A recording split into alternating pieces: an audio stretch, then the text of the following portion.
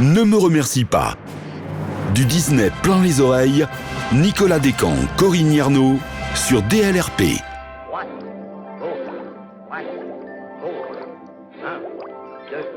Bonjour Corinne. Dans l'univers foisonnant des films Disney, certaines chansons ont acquis une renommée quasi universelle. Pourtant, derrière ces succès populaires se cache un répertoire souvent méconnu mais non moins fascinant, des chansons plus discrètes, moins reprises, mais qui recèlent pourtant de véritables trésors. Ces petites pépites musicales, parfois éclipsées par leurs consoeurs plus célèbres, méritent qu'on s'y arrête. Parmi ces joyaux moins connus, la chanson « Pour que tout tourne rond », issue de Merlin l'Enchanteur, occupe une place singulière tant elle est un exemple parfait de ce que la maison Disney savait faire de mieux. Une mélodie entraînante, des paroles intelligentes et pédagogiques et une intégration totale à l'action et aux personnages. Bonjour Nicolas. Lorsqu'on évoque Merlin l'Enchanteur, le film d'animation qui est sorti en 1963, on pense d'abord aux récits charmants, aux situations comiques, aux aventures légendaires et puis à la rencontre entre Merlin et Arthur, encore jeune et naïf. Mais à travers cette chanson, les spectateurs découvrent également une leçon sur la vie, parce qu'elle n'est pas simplement un moment musical, elle incarne toute la pédagogie de Merlin.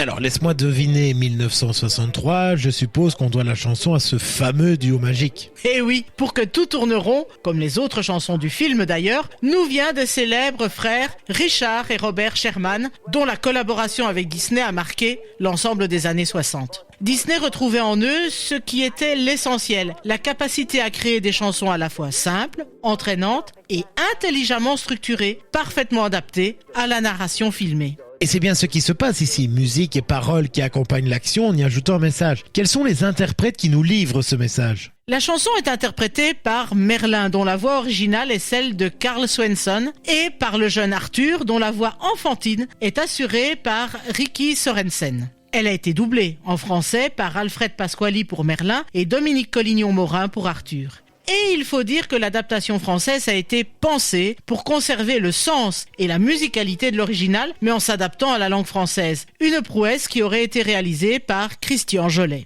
Et d'ailleurs, à quel moment du film intervient cette leçon ? Pour que tout tourne rond intervient vraiment au cœur du film, à ce moment où Merlin transforme Arthur en poisson et lui enseigne des leçons essentielles sur le monde qui l'entoure. Donc il y a une véritable leçon à tirer de cette chanson. Tout à fait. Merlin n'utilise pas simplement la magie pour divertir, mais il cherche à instruire Arthur en lui montrant, à travers le monde aquatique, des principes universels comme l'équilibre, la dualité et la nécessité de réfléchir avant d'agir. Cette chanson va d'ailleurs s'appuyer sur les oppositions haut, bas, fort, faible, blanc, noir, afin de nous montrer que le monde fonctionne selon un équilibre entre des forces opposées. Et pour autant, l'humour n'en est pas totalement absent. L'appui visuel est comique. Les dangers que rencontre Arthur sous forme de poisson, la poursuite par des brochets, interaction avec d'autres créatures marines, tout cela est ponctué par des paroles et par la mélodie. C'est avec humour que l'on apprend comment fonctionne le monde, comment survivre et surtout comment utiliser son intelligence plutôt que sa force brute. Merlin insiste sur le fait que chacun doit agir pour atteindre ses objectifs. L'adage « celui qui ne tente rien n'a rien » y apparaît dans l'adaptation française et illustre parfaitement ce propos. Et dans le cas d'Arthur, pour devenir roi, il ne lui suffira pas d'être présent. Il devra réfléchir, apprendre et puis agir. Au final, on comprend le message porté par les paroles de cette chanson, mais elle est également très efficace d'un point de vue musical.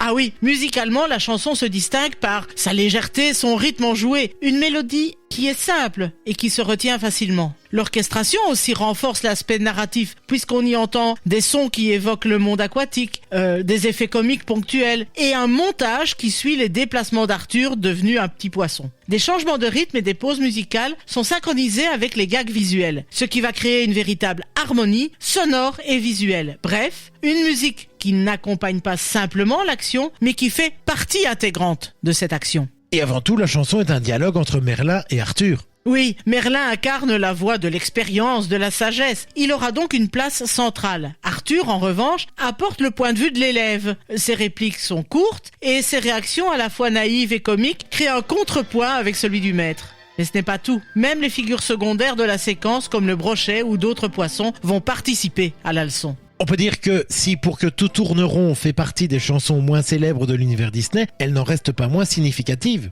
Exactement. Et à ce titre, elle illustre le style des années 60 où se mêlent humour, musique et pédagogie pour transmettre un message universel. On peut en tout cas la citer comme un exemple classique de la façon dont Disney utilisait la musique pour renforcer ses personnages et ses thèmes. Merlin donc ne se contente pas de divertir, il enseigne, il guide, il forme et donc la chanson est une expression sonore de son rôle de mentor. En somme, pour que tout tourne rond est bien plus qu'une simple chanson dans Merlin l'Enchanteur, elle est un exemple du génie des Sherman Brothers, capable d'illustrer en musique des concepts universels tout en s'intégrant parfaitement à l'action. Merci Corinne pour la découverte, même la redécouverte de ce moment emblématique de Disney, à la fois léger, instructif, apprendre, rire et observer le monde avec intelligence et curiosité. Et à bientôt pour nous faire découvrir une nouvelle chanson dans Ne me remercie pas. Et quant à vous d'ailleurs, n'oubliez pas que vous pouvez retrouver cet épisode sur notre radio, sur dlrp.fr et en vous abonnant à notre podcast sur votre plateforme favorite. À bientôt Corinne. À bientôt Nicolas. Quel que soit ce que vous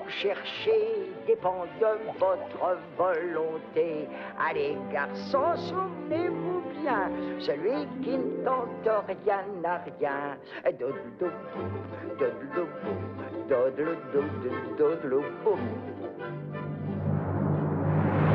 À très bientôt pour un nouvel épisode de Ne me remercie pas sur DLRP.